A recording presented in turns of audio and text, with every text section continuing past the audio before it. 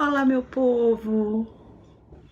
Que saudade eu tô tendo de vocês não têm noção. Deixa eu olhar pra cá, que vai ver a câmera aqui. Porque tá assim, meu povo. Que situação é gravar aulas remotas. Mas, novamente, que saudade imensa todos de vocês, como vocês preferirem, denominações. E aí, saudade imensa. Uma vontade imensa de reencontrá-los, né? Esperando profundamente que essa nossa situação ela se resolva da melhor forma possível, mas também desejando imensamente que compreendamos o momento que é um momento extremamente necessário de compreensão, né? Saber que volto a repetir, momento, o distanciamento social é necessário, por mais que venha essa sensação melancólica, que essa falta na nossa rotina, dos nossos entes queridos, né? Das nossas aulas que a gente reclamava tanto, né? De ir ou não ir, mas que nesse momento, para conter o avanço dessa pandemia, é essencial. Mas muito bem, começando realmente os nossos encontros. Hoje iremos, conforme já está aqui, tratar de direito previdenciário, né?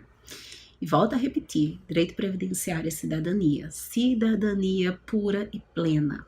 Se por mais que eu sou uma professora, e vocês sabem que a minha paixão realmente é direito do trabalho, previdência chegou para mim numa hora e de uma forma que modificou todo o conceito que eu tinha de sociedade, não vou mentir. Essa compreensão que nós temos da Seguridade Social como algo construído em muito sangue, suor e lágrimas por toda a sociedade, historicamente, é compreender que realmente em momentos como esse, o que pode se manter minimamente para a saúde pública é exatamente esse sistema de repartição simples que iremos discutir ao longo desses encontros. Desculpe. Eu queria ter mais tempo na ementa para a gente falar sobre saúde. Infelizmente, termina que a própria ementa da disciplina realmente fala apenas de previdência. É uma disciplina pequena que já é mínima para o que precisamos discutir da previdência social. Mas que eu vou fazer de um todo para gravar uma aula específica quando passar mais esse vucu-vucu, essa agonia com essas nossas aulas e a gente tá mais ou menos com o cronograma em dia, mas ainda lembrando que não faz parte da nossa ementa, lembrando que não faz parte da nossa avaliação, mas faz parte sim do nosso combate enquanto cidadão, porque saber é poder. Eu tenho como cobrar a partir do momento do que eu sei que eu tenho direito. E a partir do momento que eu sei, eu tenho poder o suficiente para diálogo. O que precisamos construir são diálogos. O que eu anseio, o que eu sei, o que eu compreendo a educação é a educação em cima de diálogo, debates e o bom debate. Tá certo? Então vem aqui comigo. Tema 1. Olhando os slides que eu já passei para vocês, né? Esse primeiro slide ele fala sobre, né, conceito de seguridade social, ele fala sobre histórico da seguridade social e ele fala também sobre princípios da seguridade social. Aula inicial, nós falamos sobre, né? Depois nós iremos tratar sobre segurados e seus dependentes, que é os nossos beneficiários, lembrando que a primeira unidade será o plano de benefício da Previdência Social, em cima da Lei 8.213 de 91. Depois nós iremos para questões iniciais de benefícios e entraremos nos próprios benefícios previdenciários.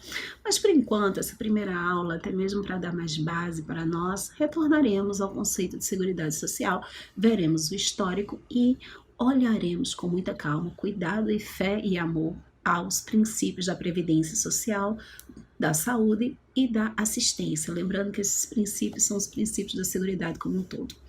Então, vê só. Para a gente começar o nosso estudo, a gente precisa compreender a necessidade de algumas e a centralidade, na verdade, de algumas leis. Nós temos do artigo 194 ao 204 da nossa Constituição da República Federativa do Brasil o conceito e a abrangência da saúde, da assistência e da previdência social. Lendo o artigo 194, nós teremos o conceito. Seguridade Social é um conjunto integrado de ações dos poderes públicos e da sociedade para saúde, assistência e previdência social. Conjunto integrado de ações de iniciativa dos poderes públicos e da sociedade para saúde, assistência e previdência social. Então, fora isso, o que é que nós ainda iremos estudar? Duas leis. Quais são as leis? A Lei 8.213, de 91, e a Lei 8.212, também de 91. A Lei 8.212 fala do custeio. Custeio. Primeiro eu pago para poder ter ou não direito à previdência social. Iremos discutir isso. E a 8.213, que fala do plano de benefícios da previdência social. Eu pagando, o que é que eu terei direito? Quais são os benefícios e serviços que a previdência social irá me oferecer? Nós temos também, além dessas duas leis, a 8.212 e a 8.213, o decreto 3048 de 99. Esse decreto, ele fala e regulamenta essas duas leis. Se eu puder dar uma opinião para vocês, baixem o decreto. Na verdade, eu vou mandar o link para vocês já. Baixem o decreto. Entre ler as duas leis, leiam um decreto. Eu sei que vocês não têm tanto tempo assim, mas eu vou sempre colocando os artigos nisso, está na lei tal, no decreto tal e numa instrução normativa, que é a instrução normativa 77 do INSS. Mais à frente nós iremos falar sobre isso, mas por enquanto, 8.213 é a lei que iremos tratar na primeira unidade e o decreto 3048/99. Esse é o decreto que regulamenta o nosso plano de benefício da Previdência Social. Bora? Isso posto, eu preciso que vocês compreendam que a Seguridade Social no Brasil, ela já é anterior a esta Constituição, essa nossa Constituição. Contudo, a Constituição de 88, ela traçou novos parâmetros, que são esses que temos agora, apesar de ter passado por algumas emendas à Constituição. De em todo, nós vamos falar muito sobre 3 emendas, que foram as principais reformas previdenciárias já acontecidas aqui no Brasil na contemporaneidade, né? De 88 para cá, passamos por 3 grandes reformas. Nós tivemos uma emenda com Fernando Henrique Cardoso, que é a emenda 20, emenda constitucional 20 de 1998. Nós tivemos do governo Lula a emenda constitucional 41 de 2003 e nós tivemos também no governo Dilma, não emenda à Constituição, mas nós tivemos modificações em alguns benefícios, que depois eu irei mostrar para vocês qual modificação foi essa. E por fim nós tivemos a última emenda, que é a emenda 103 de 2019, que ela foi muito mais ampla do que as outras 2 reformas, mas iremos também discutir com vocês a amplitude dessa emenda. Mas por enquanto, estamos juntos. Saúde, assistência e previdência social. Saúde, né? Um segmento que não exige contribuição, ele é um sistema, né, que nós, até quando a gente vai estudar saúde, a gente fala assim, saúde, direito de todos e dever do Estado. Saúde, direito de todos e dever do Estado. Esse é uma parte não contributiva da Seguridade Social. Na verdade, a Seguridade Social ela vai ser dividida com a contributiva e a não contributiva. A não contributiva são 2. Saúde e assistência. Você não precisa contribuir para ter saúde, é um direito de todos e dever do Estado, e você também não precisa contribuir para a Seguridade Social. Na verdade, a assistência social. Na verdade, a assistência social você vai receber desde que você comprove requisitos de que esteja necessitando da assistência. Então, não faz sentido você contribuir. Contudo, todavia, entretanto, nós temos o setor contributivo. E o setor contributivo é exatamente a Previdência Social. A previdência, ela tem duas palavras que ajudam a compreender esse nicho: compulsoriedade e contributividade. Compulsoriedade e contribuição. Se você exerce uma atividade remunerada, você é obrigado a contribuir. Exercer uma atividade remunerada, você está obrigado a contribuir. Então, olha aqui comigo. A saúde ela é não contributiva. Preciso contribuir para ter direito à saúde? Não, na verdade você já paga impostos. O fato de você pagar imposto já é uma forma de contribuição. Não falava que imposto. Todos os impostos do meu bem que você paga, automaticamente isso reverte dinheiro para o Estado. Revertendo dinheiro para o Estado, esses impostos serão transformados em din-din, que vai alimentar o nosso sistema de saúde. A ideia é essa. Então, vem aqui comigo. Saúde. Segmento que não exige contribuição, qualquer um ou uma, a qualquer momento, pode se dirigir à rede hospitalar pública e requerer atendimento. Ah, Renan Flávia, o SUS não funciona. Vamos imaginar que o SUS não funciona ou a administração do SUS não funciona. É um ponto interessante. Mude a pergunta. Será que é o Sistema Único de Saúde que não funciona ou a administração do Sistema Único de Saúde que faz com que ele não funcione? Bora pensar nisso. Então, a saúde pública, saúde, direito de todos e dever do Estado, funciona para brasileiros e não brasileiros que aqui estejam e aqui precisem. Dentro da Constituição, quais são os artigos que nós iremos encontrar? O Sistema Único de Saúde, que é quem hoje organiza a saúde no Brasil. Do 196 ao 200 da Constituição da República Federativa do Brasil. Mas pensei comigo. Tenho também uma lei, que é a Lei 8.080 de 1990, que também administra e organiza melhor a saúde pública no país. Descentralizada, lembrando que nós temos essa descentralização, mas traz todo o aporte necessário para compreender melhor o sistema de saúde que vigora em nosso território nacional. Volto a repetir, a centralidade do SUS é essencial para o nosso país. Seja através de vacinação, seja através de benefícios específicos, seja através de uma rede hospitalar, mas é central a saúde pública em nosso país. Aí vimos aqui para assistência social. Vê, assistência social é para aquele que dela necessitar. Quais são os requisitos que eu tenho hoje para comprovar a centralidade da assistência social no nosso país? Então, vê só, assistência social, né? A assistência social hoje, nós tivemos uma modificação, que é a Lei 13.981, inclusive, acho que foi publicado ontem, mas vê. A assistência social, ela é um benefício que determinadas pessoas podem receber. Quem são essas pessoas? Quais são os requisitos para que essas pessoas possam receber o chamado BPC-LOAS? Benefício de prestação continuada da Previdência Social? Não. Benefício de prestação continuada. Nunca confundir aposentadoria com BPC da LOAS, Lei Orgânica da Assistência Social. Então, vê, qual é o critério que eu tenho para receber o BPC, né? O famoso BPC-LOAS. Primeiro, eu tenho que ter uma situação.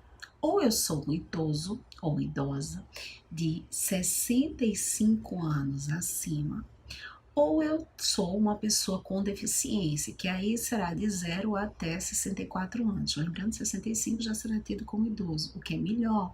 Porque idoso você, né? A ideia é que para sempre, forever and ever, amém, você não vai ficar mais novo, né? Como é o caso daquele filme. Não vai. Então, efetivamente, o que vai acontecer é a desnecessidade de você fazer perícias periódicas, que é de 2 em 2 anos, seria uma perícia bienal. Que você, no caso, se for uma pessoa com deficiência, vai precisar ficar sempre renovando, e essa agonia que é marcar e renovar a perícia médica junto ao INSS. Então, pessoa com deficiência de 0 a 64 anos, idoso 65 anos, homem ou mulher.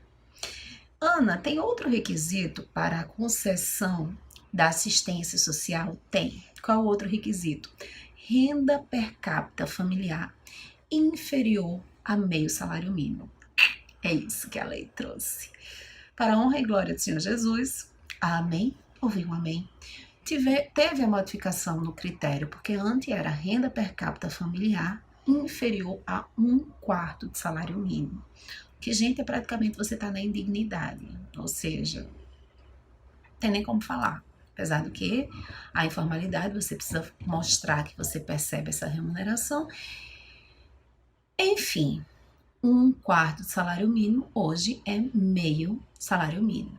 Então, Ana, o que é a assistência social?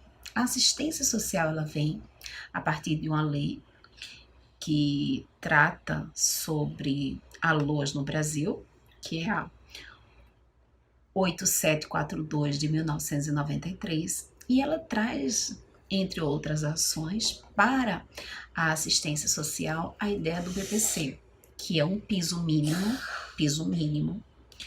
Ele é pago para uma dessas pessoas, você tem que estar nesses dois requisitos, ou idoso, 65 anos, homem ou mulher, ou pessoa com deficiência de 0 a 64 anos, e a renda per capita familiar não pode ser superior a meio salário mínimo, ou como foi bom não ter mais falar 1/4 salário mínimo, meio salário mínimo, que significa que mais pessoas poderão comprovar a real necessidade de receber o BPC. Esse BPC, como eu estava falando, é um piso mínimo. Ele não transfere em caso de morte, ou seja, não vira o que nós chamaremos de pensão por morte. Esse piso mínimo também não é pago a título de abono natalino, ou seja, o famoso 13º, não recebe. Então, você só recebe 12 prestações de janeiro a dezembro, não recebe o abono natalino e não vira uma coisa chamada pensão por morte, mas não vira mesmo. Ana, iremos discutir mais alguma coisa a título de assistência social? Infelizmente não, é o que tem para hoje. Contudo, eu acho sempre interessante comentar, e até depois de melhorar um pouco ao longo das aulas eu vou explicando melhor, porque termina que você, como advogado, você dá início a muitos BPCs, aparece muito para você fazer. E até mesmo a centralidade de acontecer de você conhecer alguém que irá fatalmente precisar ou já esteja precisando de um BPC, ou que a gente chama de BPC LOAS. Então, né, mais na frente eu vou, quando a gente estiver basicamente em processo administrativo junto ao INSS, eu vou tratar de alguns requisitos. Mandar, ver o que eu consigo mandar para vocês a nível de portal, né, no portal lá da faculdade, para vocês também uma ação de BPC LOAS, de revisão, até mesmo outras ações, que é importante também vocês terem acesso. Vê, dando continuidade aqui ao material, vocês vão estar lá. Previdência Social é um seguro social para atender as pessoas contra os riscos sociais. Gente, viver é um risco. Viver é um risco. Você pode, né, cair, você pode se acidentar, você pode, por algum motivo, ficar incapacitado para o trabalho. Pode ser uma incapacidade permanente ou poderá ser uma incapacidade temporária para o trabalho. E se você não trabalha, automaticamente não tem o quê? Dinheiro, não tem salário. Além das incapacidades que vêm em razão de doença ou acidente, nós temos também a situação de que é você, por exemplo, falecer, que é o que acontece se houver um acidente com vítimas fatais. É algum motivo de, por acaso, você ter cometido algum crime e você estiver detido ou recluso. É a situação, por exemplo, de gravidez, a partir do parto, a adoção, em que você está com a criança e você precisa de um momento para, né, fazer também a parte de cuidar, né, de si e da criança. Então, os riscos sociais, entre outros, basicamente são esses: doença, né, acidente, idade, que queira que não é um fator, a gente ainda não tinha colocado, mas chega uma certa idade que nem você consegue mais trabalho, né? Existe uma coisa chamada etarismo, que é exatamente essa situação do mercado de trabalho que não se vê, não se possibilita que uma pessoa de 50 anos seja reinserida no mercado de trabalho. Não porque ele é preguiçoso ou que ele não queira. É porque realmente nas próprias entrevistas ele já é tido como uma pessoa que está afastada do trabalho, é aquela pessoa que não deverá ser contratada. Se transforma naquela pessoa que nunca é visualizada, por melhor que tenha as capacidades técnicas. Ai, mas já tá velho. Ah, não é isso que a gente precisa de um sangue novo. Então, etarismo, coisas que iremos discutir mais na frente. E entra também a situação dentro do recluso, e entra a situação da gravidez ou adoção de crianças de 0 até 14 anos. Então, adotou uma criança ou teve uma criança, eu poderei pensar também como risco social e automaticamente irei pensar em benefícios previdenciários. Isso é um seguro. Isso é o seguro social contra riscos sociais. Viver em sociedade pressupõe-se um risco. Viver em sociedade pressupõe-se que poderá acontecer com você alguma dessas situações. Acontecendo essas situações, eu vou pensar em benefícios para você receber, porque neste momento você não tem condições de trabalhar. Mas o fato de você não ter condições de trabalhar não significa que as suas contas no final do mês não continuarão a chegar na sua casa. Então, para isso, existe um seguro. Seguro este, aqui no nosso país, ainda hoje administrado por uma autarquia. Como é o nome dessa autarquia? INSS. Então, quais são os requisitos que você está olhando para a tela? Quais são os requisitos desse nosso sistema? Contribuição. E uma contribuição o que, gente? Compulsória. Eu vou falar muito para vocês. A Previdência Social, ela se rege muito mais pela tributação do que propriamente pela atividade de trabalho.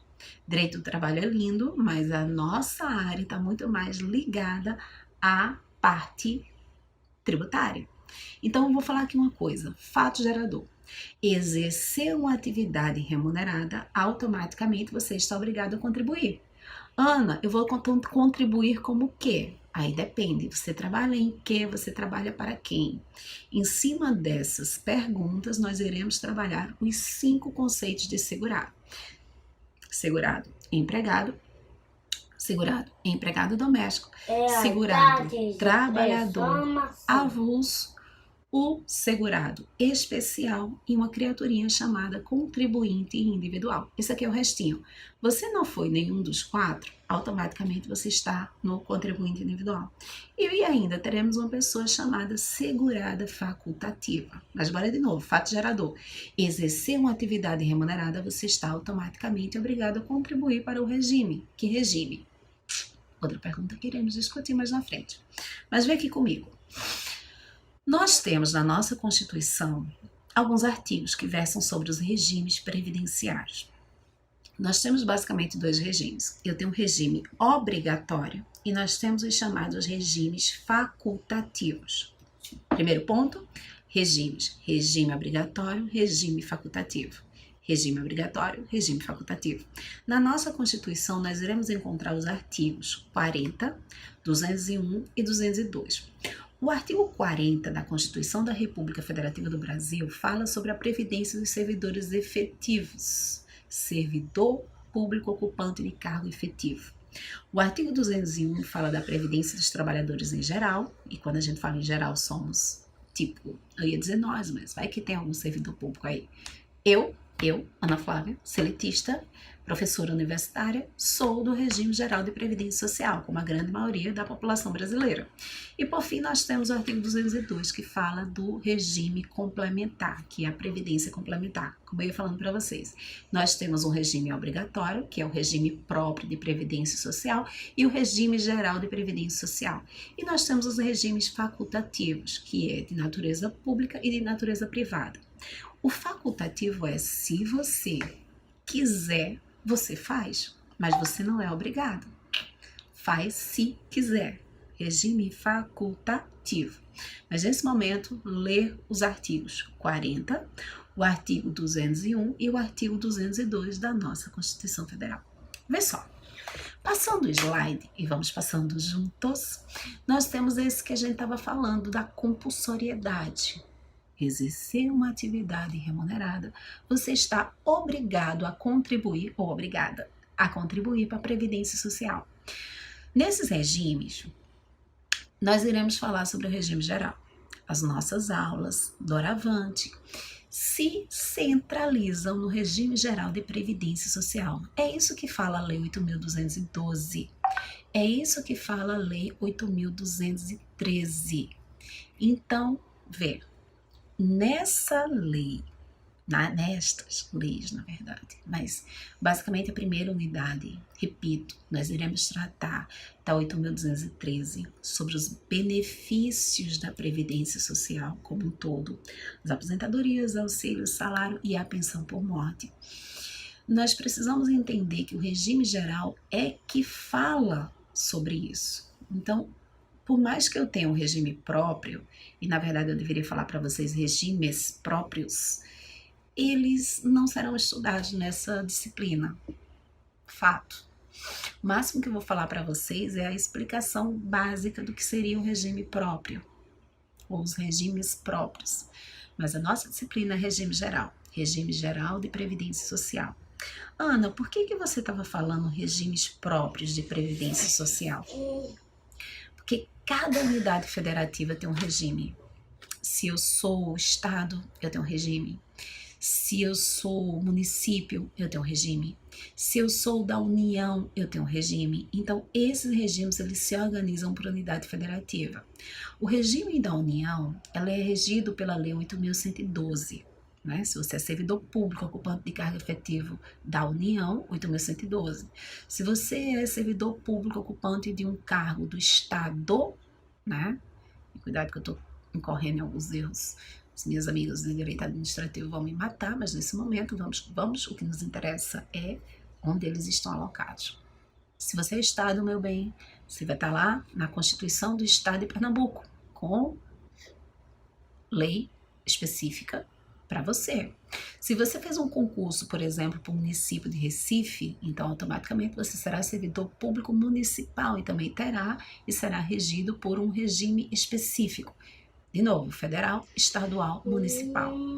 Mas se no município que você fez o seu concurso não tem um regime próprio,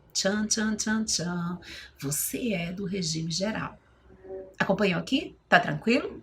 Regimes que não foram criados por município, porque o município não tem vamos dizer assim, uma massa crítica de pessoas trabalhando, juntando dinheirinho para pagar pessoas que vão ficar, né, na inatividade, que essa inatividade é o que a gente chama mesmo os inativos, pensionistas e aposentados. Se ele não tem massa crítica o suficiente, o que é que acontece? Eles continuam no regime geral. Como também é o caso de pessoas que são servidoras públicas não concursadas, que é aquele famoso cargo comissionado.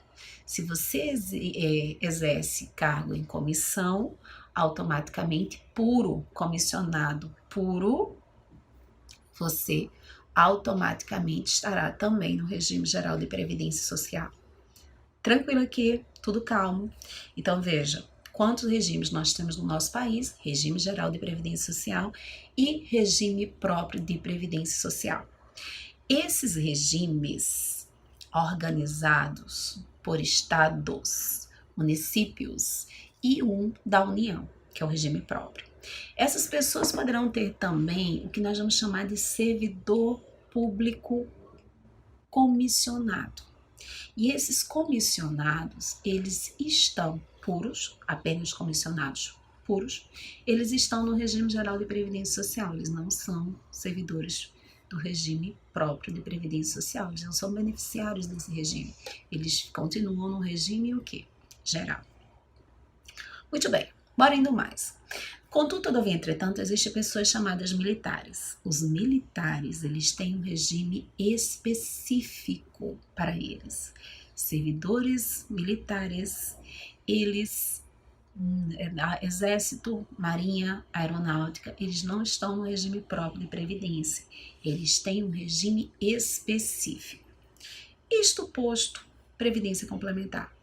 Gente, a previdência complementar ela já existe no país desde 1977, salvo engano. Não é uma coisa nova, na verdade, não é. Os fundos de pensões mais antigos que nós temos no nosso país é o Petros, né, da Petrobras, e a Previ também, dos bancários do Banco do Brasil, entre outros que já existem. Mas vê só, ultimamente com essa reforma, as conversas dessa reforma que culminou na emenda 103, foi discutido muito no nosso país o sistema de capitalização como alternativa. Mas acontece que o sistema de capitalização ele já existe aqui no Brasil, desde a década de 70, só que ele existe de forma facultativa, dentro dessa previdência complementar. Contudo, todavia, entretanto, nós tivemos ao longo do mundo países, na verdade, que tiveram que migrar novamente para o regime de repartição simples porque o sistema de capitalização não deu certo. Não estou compreendendo nada. Tá, bebê, vem aqui comigo. Pensa junto. Chega junto comigo. O regime geral ele se caracteriza como um sistema de repartição simples. A geração que hoje trabalha contribui para a Previdência Social para a geração que trabalhou anteriormente e hoje está recebendo aposentadorias e pensões. Por isso que nós vamos estudar um instituto chamado carência. Carência não é afetiva, meu bem. Carência financeira. Para você ter direito a determinados benefícios, você tem que primeiro pagar uma carência. Porque senão o sistema não se sustenta. Não dá para pagar de uma vez um cash. Não é assim que funciona. Você obrigatoriamente tem que pagar mês a mês, porque de mês a mês deverá ser pago as pensões, aposentadorias e auxílios ao longo do período. Então, primeiro eu pago, continuo pagando para poder ter ou não direito a um benefício previdenciário, porque o sistema ele tem que se manter, ele tem que se conversar. Então, para manter a balança atuarial seguindo, eu tenho que ter esse preceito. Primeiro, isso é o sistema de repartição simples. Tranquilo até aqui? Em contrário, vem o sistema de capitalização. No sistema de capitalização, realmente você vai ter uma conta específica, onde todo mês você sai depositando para futuro resgate. Resgate esse que pode acontecer antes ou depois, desculpa. Mas é um resgate, e ali está no seu nome. Isso é o que chamamos, grosso modo, sistema de capitalização. Mas volto a repetir, o sistema nosso, do regime geral que eu falo, é o sistema de repartição simples. Esse sistema de capitalização que já existe em nosso país é o que nós chamamos de previdência complementar. Hoje, nós temos a previdência privada, que está lá no artigo 202, conforme eu falei. Vejam esses artigos, 40, 201 e 202. E nós temos também a previdência pública, né? Essa previdência pública, ela está lá no artigo 40, parágrafo 14, 15 e 16. Dê uma lida também depois com calma. Mas o nosso foco é o regime geral. O mais que eu falei para vocês é só para a questão de entender que existe. E futuramente, acredito eu, na segunda unidade, eu quero ter tempo com vocês para discutir melhor essa questão da previdência complementar, porque, como eu falei para vocês, a ideia é fazer dessa disciplina algo que interessa, inclusive, como nicho de mercado mais na frente, infelizmente falando. Mas termina aqui, e principalmente agora, termina aqui uma área interessante para você advogar. Então, vê comigo, com calma, centraliza.